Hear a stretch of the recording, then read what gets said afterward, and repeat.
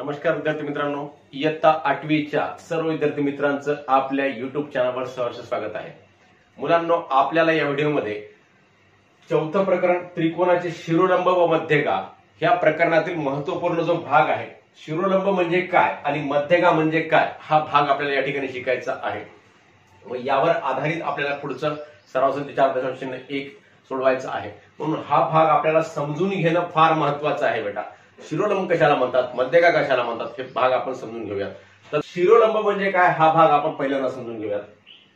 शिरोलंब, आता या ठिकाणी मी त्रिकोण काढला, त्रिकोण एबीसी। त्रिकोण एबीसी हा त्रिकोण आहे बेटा। आपला वेळ वाचावा म्हणून मी तर अगोदरच आकृती काढलेली आहे। त्रिकोण एबीसी हा त्रिकोण आहे। मग या त्रिकोण एबीसी मध्ये ही बाजू बीसी आहे। बाजू बीसी वर या बाजूच्या समोरील शिरोबिंदू जो आहे, बाजूच्या समोरील शिरोबिंदू कोणता आहे, शिरोबिंदू ए। मग शिरोबिंदू ए पासून बाजू बीसी वर काढलेल्या लंब रेषाखंडाला या बाजू बीसी चा शिरोलंब म्हणतात बेटा। शिरोलंब लक्षात ठेवा, शिरोलंब त्या शब्दामध्येच अर्थ आहे शिरोबिंदू पासून काढलेला लंब रेषाखंड। कोणत्या शिरोबिंदू पासून, तर या बाजूच्या समोरील शिरोबिंदू पासून काढलेल्या लंब रेषाखंड म्हणजेच शिरोलंब असतो। आता दुसरी बाजू विचारात घेतली, समजा बाजू एसी विचारात घेतली, तर बाजू एसी च्या समोरील शिरोबिंदू कोणता आहे बेटा, तर शिरोबिंदू बी आहे।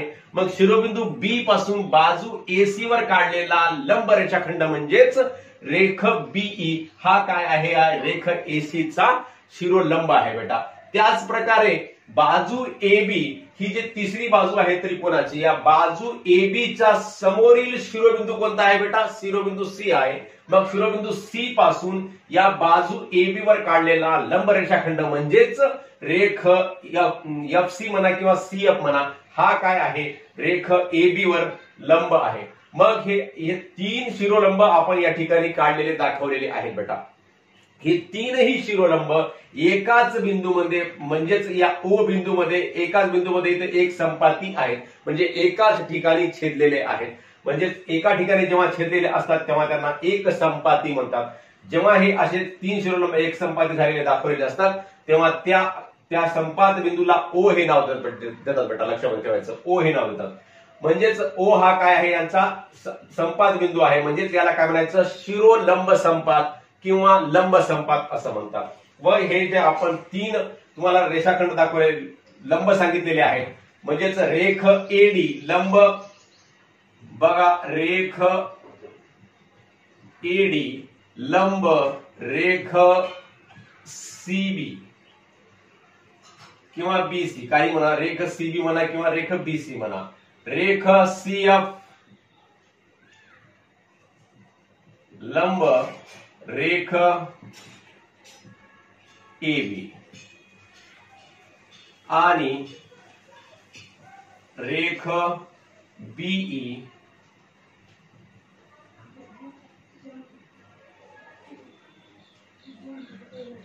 रेख बीई लंब रेख एसी। तर अशा प्रकारे बेटा हे तीन शिरोलंब आहेत आणि यांचा शिरोलंब संपात कोणता, या तीनही शिरोलंबांचा शिरोलंब संपात बिंदू ओ आहे। कोणता बिंदू आहे, बिंदू ओ आहे। तर हे अशा प्रकारच्या लंब रेषाखंडाला काय म्हणायचं बेटा, शिरोलंब म्हणायचं। लक्षामध्ये ठेवा, शिरोलंब आणि मध्यगा मधला फरक आपल्याला समजून घ्यायचा आहे। मध्यगा मी आता तुम्हाला सांगणार आहे। अजून थोडक्यामध्ये समजा शिरोलंब म्हणजे काय, एखाद्या त्रिकोणाच्या कोणत्याही एखाद्या बाजूच्या समोरील शिरोबिंदूतून काढलेल्या लंब रेषाखंडाला त्या बाजूचा काय म्हणायचं, शिरोलंब म्हणायचं। बाजूच्या समोरील शिरोबिंदूतून काढलेला लंब रेषाखंडाला या बाजूचा शिरोलंब म्हणतात। या बाजूचा शिरोलंब बेटा, त्रिकोणाचा शिरोलंब नाही, या बाजूचा शिरोलंब आहे हा, आणि या बाजूचा शिरोलंब हा आहे, आणि या बाजूचा शिरोलंब हा आहे। अशा प्रकारे समोरील शिरोबिंदूतून, सोपा शब्द आहे, समोरील शिरोबिंदूतून काढलेला लंब रेषाखंड म्हणजेच शिरोलंब म्हणतात। लंब म्हणजे 90 अंशाचं माप असते त्याचं। मग हे 90 अंशाचं माप दाखवण्यासाठी ही खूण असते बेटा। म्हणजेच या ठिकाणी या बिंदू डी मध्ये हा कोन एडीबी किती अंशाचा आहे, 90 अंशाचा आहे। तसंच कोन एडीसी हा कोन सुद्धा किती अंशाचा आहे, 90 अंशाचा आहे। हे दाखवण्यासाठी ही खूण असते 90 अंशाची, म्हणजेच काटकोन आहे या ठिकाणी, हे समजून घ्या बेटा। तर पुढचा भाग आहे मध्यगा. आता मध्यगा म्हणजे काय? आता रेख AB आहे आपला खालचा हा रेषाखंड. मग या रेख AB ची लांबी समजा 10 सेंटीमीटर आहे. किती आहे बेटा? 10 सेंटीमीटर. मग 5 सेंटीमीटरवर आपण काय करायचा? P बिंदू स्थापित करायचा. 5 सेंटीमीटरवर म्हणजे मध्यावर, या रेषाखंडाच्या मध्यावर P बिंदू स्थापित करायचा. आणि या P बिंदूला आणि या समोरच्या शिरोबिंदूला, या बाजूच्या समोरच्या शिरोबिंदूला जोडणाऱ्या रेषाखंडाला म्हणजेच या बाजूचा मध्यबिंदू, त्रिकोणाच्या बाजूचा मध्यबिंदू व समोरील शिरोबिंदू यांना जोडणाऱ्या रेषाखंडाला काय म्हणायचं? त्या या बाजूची काय म्हणायचं? मध्यगा म्हणायचं. मध्यगा ही काय आहे? CP काय आहे? ही मध्यगा आहे. तसंच या AC बाजूची मध्यगा कोणती आहे? BR ही काय आहे? मध्यगा आहे. आणि बाजू BC ची मध्यगा कोणती आहे? बाजू रेख AQ ही काय आहे? मध्यगा आहे. म्हणजेच मध्यगा म्हणजे बाजूचा मध्यबिंदू आणि समोरील शिरोबिंदू, बाजूचा मध्यबिंदू आणि समोरील त्रिकोणाचा बाजूच्या समोरील त्रिकोणाचा शिरोबिंदू यांना जोडणाऱ्या रेषेला काय म्हणायचं? रेषाखंडाला काय म्हणायचं? मध्यगा असं म्हणतात बेटा. आणि आता मध्यगा म्हणजे कसं असते? या मध्यगामध्ये अजून एक गुणधर्म विशिष्ट आहे. आता बघा, ही मध्यगा आहे. मध्यगा सुद्धा कशी आहे? याच्यासारखीच एक संपाती आहे. मग ज्या ठिकाणी हे तीनही मध्यगा एका ठिकाणी एक संपाती आहेत त्यांना मध्यगा संपात म्हणतात. रेख BR ही रेख AC ची मध्यगा आहे.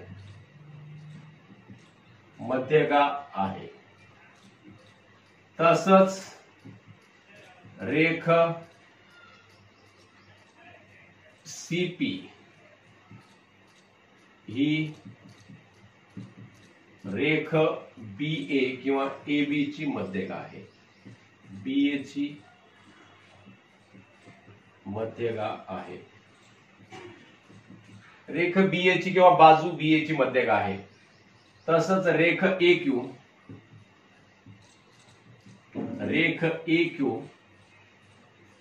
ही रेख BC ची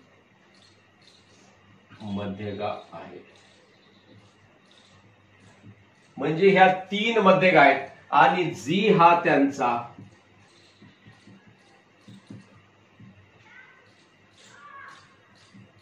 मध्यगा संपात बिंदू आहे. मध्यगा संपात बिंदू आहे हे समजून घ्या बेटा. जी हा काय आहे? त्यांचा मध्यगा संपात बिंदू आहे. आणि एक विशिष्ट गुणधर्म आहे याचा मध्यगा संपातचा, की यामध्ये हे समजा हा CP जे आहे, CP ही काय आहे? मध्यगा आहे. मग या मध्यगेचे एक दोन भाग इकडे असतील तर एक भाग इकडे असतो बेटा. म्हणजेच लेंथ ऑफ समजा GC